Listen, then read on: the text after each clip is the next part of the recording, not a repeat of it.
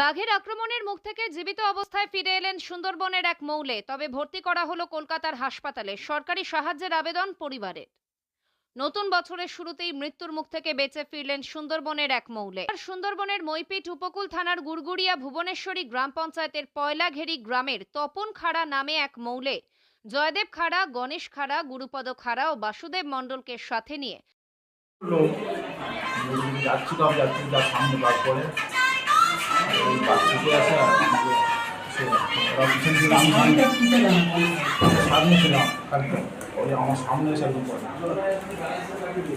তা আমি বাড়ি করি তো ওই পুলিশ আমার চাপা তারপরে আপনার সঙ্গে আর সঙ্গে ওর পিছনে ছিল আমাকে ওরা আমাকে